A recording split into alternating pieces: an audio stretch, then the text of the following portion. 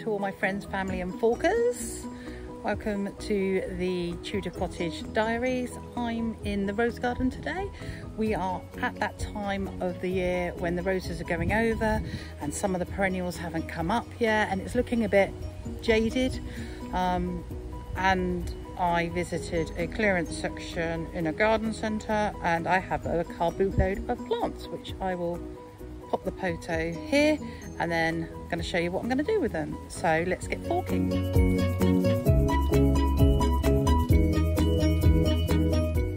Oh, I'm a proper sweaty Betty today. It is absolutely humid. Let's get gardening. Let me show you these plants. I'm going to turn you around. Right, there you go. There they are. So these are all from a clearance section in varying degrees of in need of rescue. So at the back we've got the nepitas, which are touch and go really. They're still green. They've lost all their flowers, so they're going to have a bit of water, a bit of a haircut, and then I'll get them in. We have got the rhodianthums there. They need, again, they need deadheading and lots of water and they will be okay. We have got the salvias, which have gone over, but if you look closely you can find some new flowers coming through. And then we have this magnificent scabious, absolutely beautiful, and that was a bargain purchase because they had far too much stuff. Let me tell you a bit about when you're buying plants from an area such as a clearance area or a marked down area or a half dead section. Just have a look at the roots. If the roots haven't gone mushy or if they haven't gone dry or they look healthy, then generally the plant will survive. You can always do a bit of a scratch test. So on a brown stem with your fingernail, do a tiny little scratch, and if it's green, you've got some good hopes there.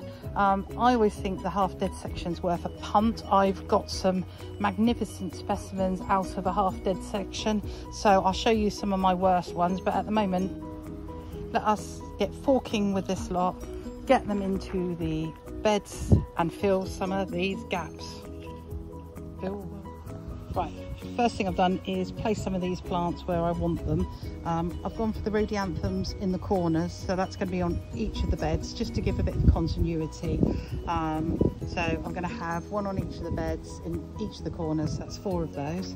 I've gone for the scabious here next to where the gravel path's going to be, and then behind that we've got the nepeta. One of the salvias I've got tucked into this bed here. This is a salvia mimosa. I can't pronounce it. It's a purple one. It's going to look beautiful. And then the backdrop for that are my cosmos, the leek, and bird bath. So the roses, like I said, are over. There you go. Right, I'm going to get these forked into the ground. I've just tipped this fella out of his pot, and as you can see there's a really good root structure here. They look healthy. It's not pot bound. I'll tease a few of these out and then I will water the hole. Even though these feel quite heavy, I'll still water the hole because it's really dry today. And then that little fella's going to sit there.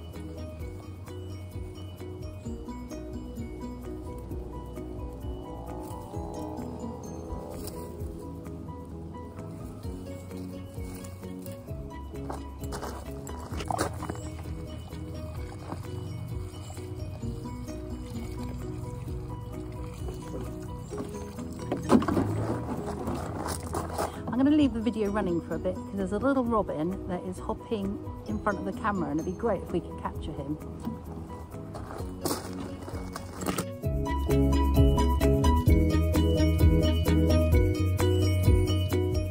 This brings me joy, this agapanthus. I lamented over this at the beginning of the year. I didn't take it into the greenhouse, I left it in the ground. I put a hanging basket over it with frost protection in the hanging basket and it looks tragic, but look at the amount of flower heads. That's the most it's ever had. So now reconsidering how I keep and store agapanthus over winter. Thank you very much for watching. It is really appreciated, and if you could like and subscribe, it would help me immensely. I just had to show you the delphinium. Wow, look at that blue. It's just amazing.